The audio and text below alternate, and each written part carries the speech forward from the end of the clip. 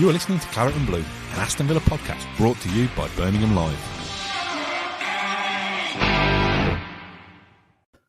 Hello, welcome back to the Claret and Blue podcast. My name is Dan Rowlandson and I'm joined this afternoon by Ashley Preece. You've been to Bodymoor Heath this morning for the press conference, the first game back since Manchester City. Ash, how are you, mate? Everything okay your end? Yeah, just back from Bodymoor. I walked out, I took a slab of flapjack, and it was that thick. It was massive, and Nice. yeah, I feel a bit sick from it, man. But the flapjack was good. But Tell you what, the last couple of times we've done one of these, you've mentioned the food at Bodymoor or Villa Park. Have they improved the food over the last couple of years? I have, yeah. There's loads there Decent. now, to be fair. Decent. And I've had a massive wedge of flapjack, and yeah, I feel a bit sick and stuff. So, but yeah. There's a bit of illness going around Bodymoor, don't we know as well, Dan? What a professional podcaster you are with a great segue. There we go. Just on the flapjack, they did this one at my old high school with like a thin layer of like chocolate, creamy like fudge thing on the top. That was really good. Oh, Nice. I don't know why I've just thought about that. A lot of flapjack, big fan. Of course, we're here to talk about the Southampton game Friday night under the lights at Villa Park. Do like a Friday night game. Just looks good, doesn't it? If you play first, if you get a win on the board, it looks good. Weekend's kind of set up nicely. Exactly. So yeah, let's hope that's what we're talking about tomorrow night. Usual format. I'm at my parents'. I haven't got my proper work files and stuff with me, so I haven't done a predicted 11 or anything. So apologies that this isn't up to our usual standards. But let's talk about the presser then. I've just seen a little bit of it on Sky Sports. Stephen Gerrard asked about the All-Star idea from Chelsea's owner and the tributes to the Queen. So we'll talk about those as well. But Aston Villa first and foremost. And I know there's some injury stuff we'll get onto. But what was the kind of general mood there, apart from everyone feeling a little bit sick? Yeah, everyone's fine, really. Gerrard was in good spirits, and he's just desperate to back up the Man City performance this weekend and getting rocking and rolling again on the Friday night. Win there, it's looking okay again, isn't it? Heading to the international break, we'll get some players back after that as well. So I know if your players head out there, find some form for their countries and come back, bouncing into the final 9 games, I think it'll be, before the World Cup. So yeah, the mood's good. The mood in the camp's good, and apart from the illnesses and the injuries Villa have had, so yeah, bit of a funny old one really. Today, the day before the game, Villa haven't had any of their senior goalkeepers to train. Obviously, Martin is ill. He got sent home earlier. He's not very well at all. But Gerrard, he's hopefully he'll play. He's sent home as a bit of a precaution, really, to make sure he's right for tomorrow. So Martin should be okay, but he was sent home today, illness. Robin Olsen, he's managing a knee injury. And again, Gerrard's hopefully he'll come back into the squad tomorrow. He hasn't trained today either, Olsen. Jed Steer, as we know, he's out long term with an Achilles injury. So today, the only goalkeepers around were Philip Marshall, 19, and Ali Wojciech, the Polish under 19 international as well. So down to the bare bones in the goalkeeping department. Poor old Neil Cutler. Maybe a goal. We could silent cuts. There's a space left, isn't there? In the Premier League squads. I know. I know Villa have said about arriving early tomorrow to avoid traffic and the tribute to the Queen, all these kind of things. If anyone can bring some goalkeeper gloves as well, you might have a chance of playing in goal, to be honest, if you get there with plenty of time. We'll do a predicted 11 in a bit, and that will be a stab in the dark to who you'll pick for goalkeeper. You might as well get 3 players on the dartboard and just throw a name to start and pick any one of them. I'll flash up the injury update card because the goalkeepers is the main talking point. It is. The illness as a whole is just generally frustrating as a fan for me, really, because if somebody's out with a footballing injury and something's happened in a game or training session, that's one thing. But Dendoncker to not be able to play against Man City through a throat illness, Martinez today missing and potentially not playing, because of an illness. Ollie Watkins also ill earlier in the week, and hopefully these players are all still fit and ready and available to come back in on Friday night. But players missing out through illness is just frustrating and annoying more than anything for me. Yeah, it must be either a bug around Bodymoor, because obviously Ollie Watkins, that's another big doubt as well. Gerrard said he'll make a late call on Ollie, who's been ill this week as well. It could be, Watkins and Martins, both young dads. They could have passed on from the trials. I don't know, but hopefully they'll make it tomorrow. But yeah, appears to be a bit of a bug going around. And Villa didn't say No, just illness. It's not for them to disclose, but they didn't say there's a bug in the camp or anything like that. Just this player is out because of an illness. Yeah, illness was the term used. So not COVID either. No, not COVID. I'm pretty sure about that. So yeah. And then other than that, Dan, there's Matty Cash. He's out as well. He'll hopefully be back for the Leeds game, start of October. And yeah, Bednarek can't play obviously against his parent club. Diego Carlos out long term, as we know. So yeah, the injuries are stacking up a little bit now, aren't they? Really. I assume Dendonker's okay after his illness last week. Tonsillosis, yeah, so he'll be back in contention. I don't expect him to start because I think Villa want to be on the front foot and on the attack more than did against City. So yeah, there's options there, plenty available for Gerrard to choose from. All depends now what he'll do. Different game to Man City, isn't it? You want Villa to be on the front foot here and really putting Southampton to the sword in front of another sellout crowd down there. So yeah, it'll be interesting how Gerrard tweaks his system. He did mention Coutinho's had a strong week, the strongest week of training he's had so far this season. So Coutinho's an extra determined mood, obviously not making the Brazil squad, losing his place in the Villa team, and he seems to got the bit between his teeth to come and prove a bit now, Coutinho. So wouldn't surprise me if you see him coming to the side. It's what we said on the podcast on Tuesday, isn't it? It's all well and good hearing about they've had a good week in training, but I want to see Coutinho have a good game on Friday night if he plays. Training is one thing, but the match is another one.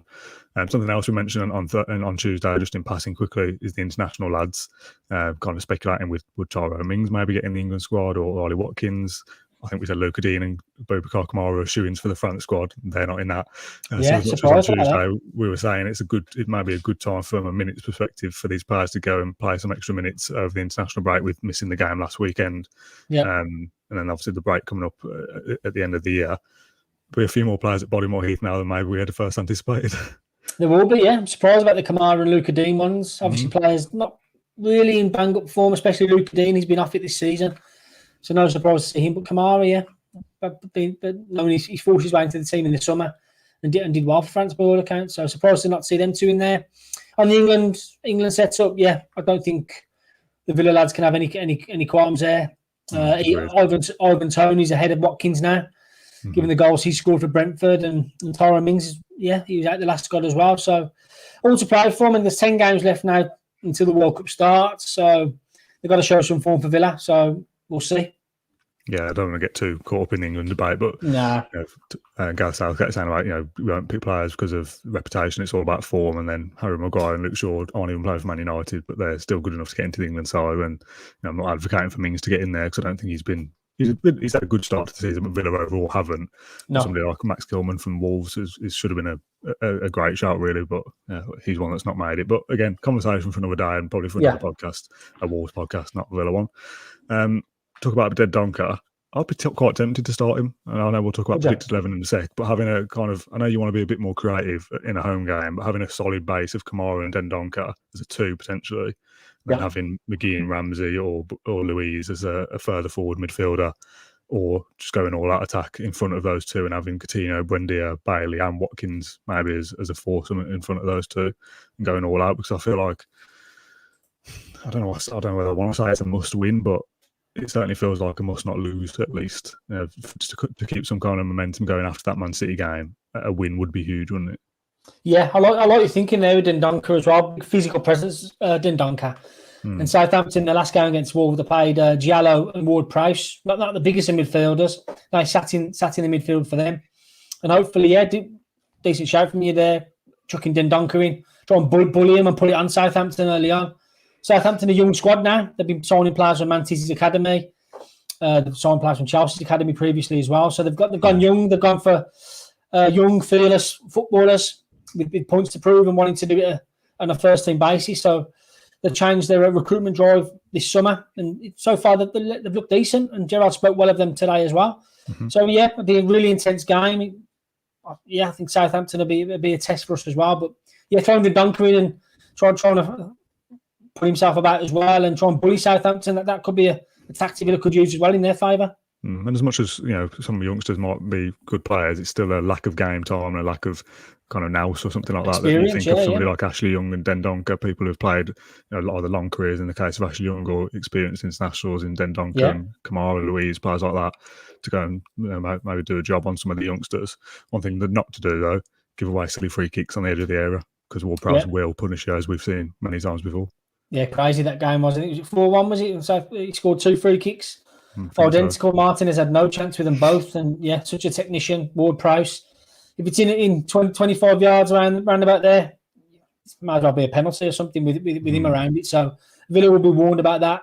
There was naive last time, not last year, year before, conceding silly free kicks. I think Vestergaard scored as well from a Ward-Prowse delivery on that day as well. Yeah, I think so, yeah.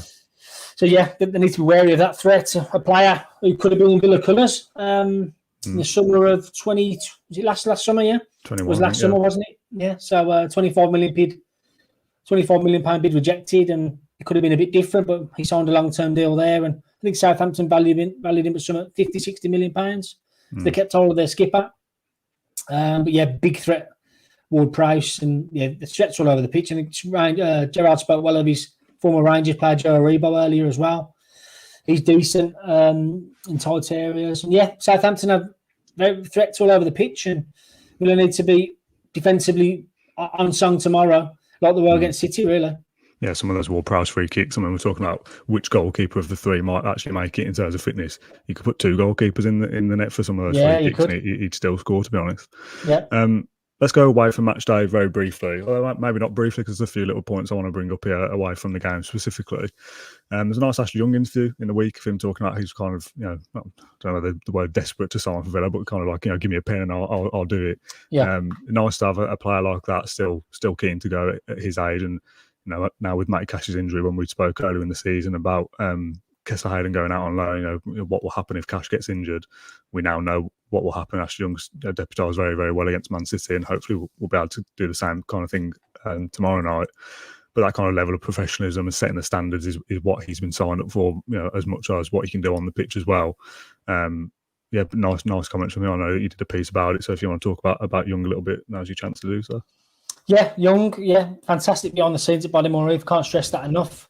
And he's doing his coaching badges as well. He's doing UEFA A licence and B licence, and he's going down the coaching path as well. But yeah, he's been fantastic. Like you say, as soon as Villa approached him early in the summer, I said, yeah, I'll sign straight away.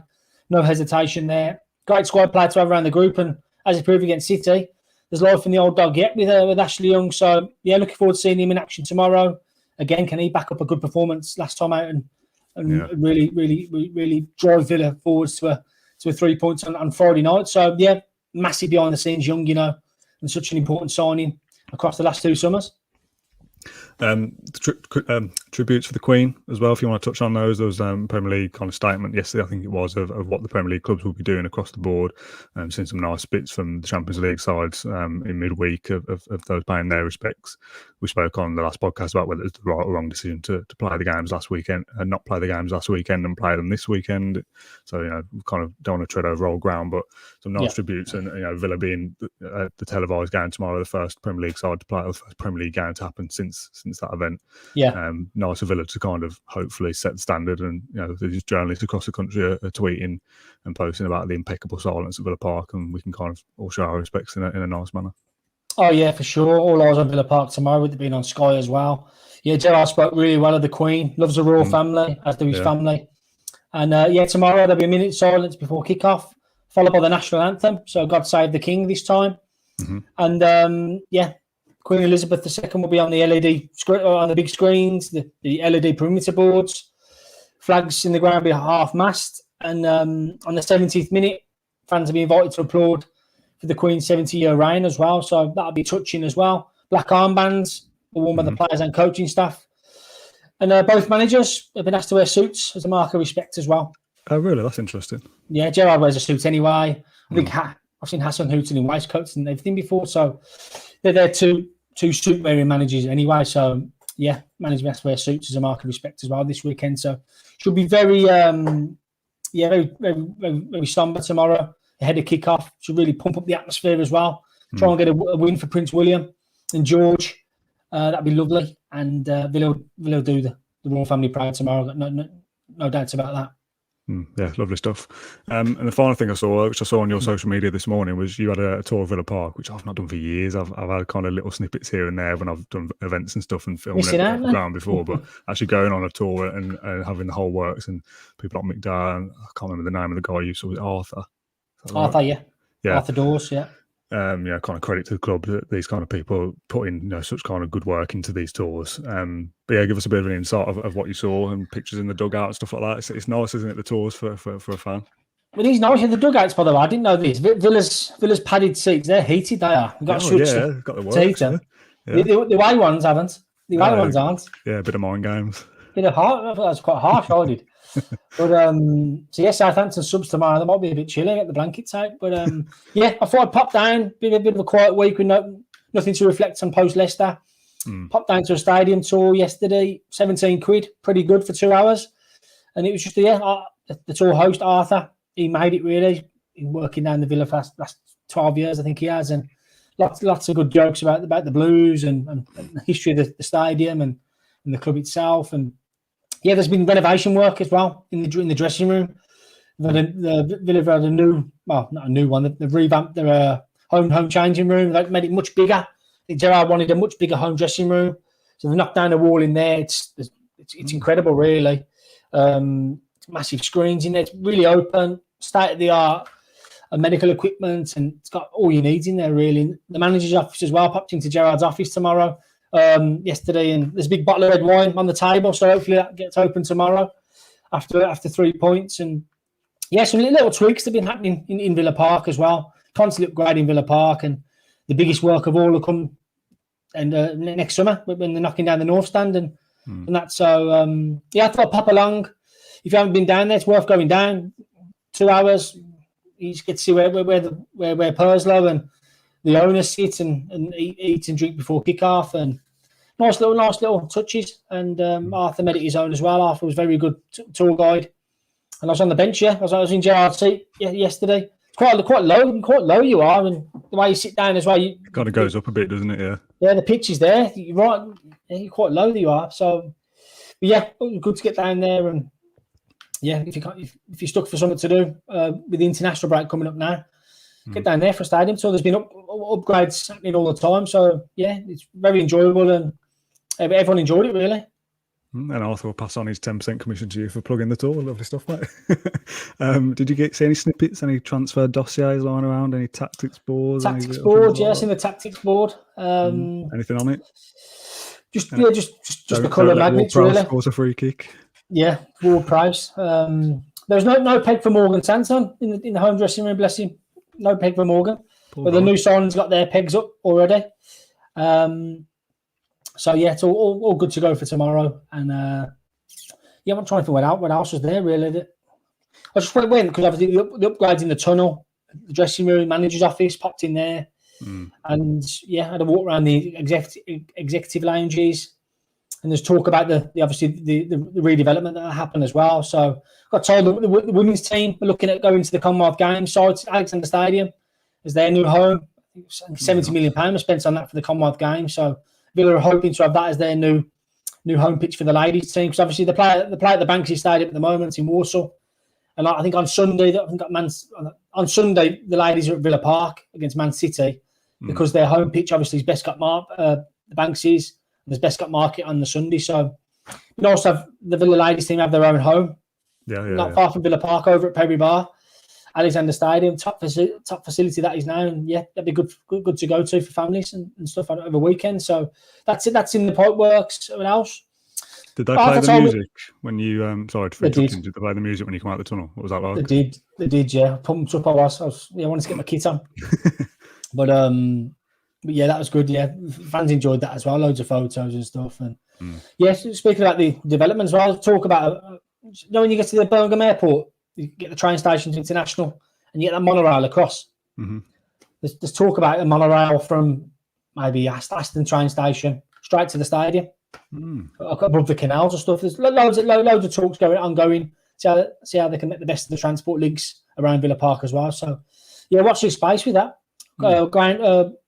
Ground break next May after Villa's final home game of the season against Brighton, and it's all systems go then. They'll be knocking down the club shop, knocking down the academy building and ticket office. That'll all be bulldozed, and work will start. And then you've got to house the North Stand season ticket holders then. So I don't know what capacity will be going into next season. Was North Stand hold 7,000, something like that? Something like that at the moment, yeah, 6 maybe. So you're taking that after the 42 straight away, and So for a season, the Villa fans have to suffer a little bit. Tickets to be hard to come by, I guess, for next season, given they're doing up the north stand. So yeah, all happening. So watch your space. Once the new year comes in, building work will commence, and yeah, it should be fantastic when it's all done. 2025, that they're saying, all complete. Okay, yeah, interesting. Talked a few minutes ago there about sitting in Gerrard's seat in the dugout. Lovely segue into the predicted 11. If you were sat in Steven Gerrard's, I like to think put some kind of effort in, mate. If you were sat in Steven Gerrard's, I mean, I've put no effort in because I've not got the next part of the graphic ready. If you were sat in Steven Gerrard's seat come tomorrow evening, what side would you be picking in your predicted 11 if it was up to you? I'll get some Lemsips down Martinez and Watkins. That'd be straight away. So yeah, Martinez in goal. I'd go Ashley Young at right back. Konsa, Mings, and Luca Dean at left back. There's your back 4-5. Midfield 3, interesting one. These when your headaches come now. Kamara starts in there. McGinn starts. I think he'll start his captain. He spoke well of his captain. I should have a story tonight about McGinn and how he's trying to find form. So I think Gerrard will start as captain with Kamara. And then what you do with Douglas or Jacob. I think... Because I think he might start Coutinho tomorrow, given the form he's shown in training. He backs Coutinho. I don't know. Right then, I'll say, I'm going to go back on what I said now. Kamara, McGinn, Douglas Luiz, Jacob Ramsey, Leon Bailey, and after Lemsip, Watkins up front.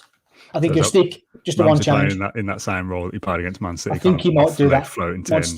He might stick and give Coutinho half an hour, try and get a goal for his confidence, and hopefully the game's done by then. So I think it'll be just one change. Young in for cash. And hopefully, Martinez and Watkins are okay. If Watkins out isn't, I think Daings will be fired up for that one against his former club. So he scored against them last time at Villa Park. No qualms if he comes in and tries and gets on the score sheet as well. So plenty of decisions to make. Just that midfield in an attacking one for me. Gerrard does like to play 2 up front at home against sides you expected to beat. But I don't think you can go too far away from last time out in the system. I know we defended for large parts against City, but it looked structured, didn't it? There's an organisation about it, and we did carry a threat, and hopefully there'll be more of a threat going forward with the gaps Villa can exploit against Southampton. So what would you do, Dan? I'll flip it on you. You want Dendoncker in there? I'd be slightly concerned for a couple of reasons there. That Danning's playing as a lone striker doesn't float my boat in the same way that Watkins does as a lone striker. So I think if Ings does play, I'd be tempted to play the 2 up front, Ings and Archer together. If Watkins is out injured, is potentially exciting with the number 10 behind them, Coutinho or Buendia, but that's a totally different front 3 to what played and worked against Man City. The other thing that would concern me is that I don't think, like you said, we defended well against Man City. The onus is going to be on us to kind of hopefully break Southampton down as the home side. So can we do that? I'm still unsure. We've spoken in the last few weeks about have we seen enough to be convinced by Gerrard and the players and the tactics or whatever to think that things are turning over. We saw we can defend well against Man City and sit in and counter. I can see what we're doing there. I've still not seen any evidence of us being able to go to a team, dominate them, win 2 or 3-0 comfortably and break them down. So I'll be a little bit concerned about that. A lot of talk in the comments about Dendoncker for McGinn is probably the sub that fans want to see, that McGinn's had a bit of a struggle. Dendoncker's, got to make his debut at some point. So that's a semi-obvious change. So I'll be tempted. Well, the back 4, as is what you said, Chambers and Konsa could be whoever. Don't really mind, but Konsa probably stays in. Martinez has got to play, even if he's struggling a bit. I think it's the best goalkeeper we've got. So if it's Olsen's struggling with an injury and he's struggling with an illness, he's go with the illness, don't you? Whatever that illness is, I suppose, unless he's got chronic diarrhea or something, which would be a problem. Sorry for bringing down the tone. I know, but I'm just thinking what illness would keep him out of a game if he's got a bit of a sniffly nose or something. Picture Martin's on the toilet now. I don't want to be doing that. Sorry, Emma. Midfield, Kamara and Dendoncker was a 2 sitting in and can still ping balls around if it is the onus is on us. Bailey on the right. Go all out. Bailey, Coutinho, Buendia as a 3. Fluid. Don't really play on the right. They fill the middle. They can do what they want. And then Watkins, like you said, stick a Lemsip down him, get him some paracetamol, and he can play up front on his own. And then a bit of work rate, hold up the ball well, midfield runners off him. And 2 kind of sitting holding midfielders is not negative, but it allows those front 4 players ahead of them to go and do the business. Yeah.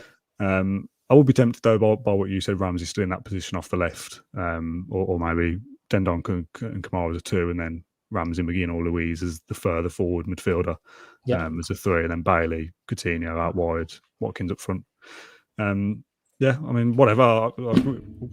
Like I said a couple of times, I just want to see a win. I want to see a performance. I want to see something worth going and paying money for and being excited as a fan. Whatever team it is, as long as I do the business, I don't particularly mind. Yeah. So we do some score predictions then and wrap up this episode. Come on then. I think against Man City, you said a 2-1 defeat. So you were actually the closest in terms of your prediction, but none of us got it right because we all said Villa would lose. I went heavy and said a 4-1 defeat. So Villa certainly kind of proved me wrong that night, and I couldn't be more delighted about that. Yeah. I'll go mine first this week, so I normally ask you first. I'm going to go win. I'm going to go semi-convincing, maybe not in scoreline, but in terms of performance. Let's keep a clean sheet, first of the season. Aston Villa 2, Southampton 0. That's what I'm going for. What about you? I'll go 2-1. And the last minute winner. Get the crowd up. Friday night. We like Friday nights, don't we, Villa Park? I think so. Yeah, I think the record's decent. Yeah, I got 2-1. Narrow win. Take that. Going into the national break and come back in a bit of form then. So 2-1, yeah. Last minute winner. Yeah, I'm not sure my nerves could handle waiting for the last minute winner, but the payoff would be sweet if that was how it ended. But yeah, let's just win. I don't really mind how it happens. I'll just sit there about be dominant, be controlling. But if we win, I'll absolutely take that. Yeah. And we'll call it a day there for this episode, this match preview. So thank everyone for watching along live on Facebook and YouTube. Thanks, Ash, for your time and your insight as ever. Me and Matt Kendrick will be doing the post-match show on Friday night. So it'll be a late one, 10:30, 11 p.m, something like that. And we'll do a 20, 25-minute chat, hopefully about an Aston Villa win, because Matt's unavailable over the weekend and I don't really want to wait till Monday. It's done by then, isn't it? So we'll be doing Friday night. So yeah, thanks everyone for watching, and we'll see you again tomorrow evening. Lovely. Thank you for listening to Claret and Blue, an Aston Villa podcast. If you enjoyed today's episode, then please do let us know. We love hearing your feedback. We'll be back soon with another episode, but until then, up the Villa.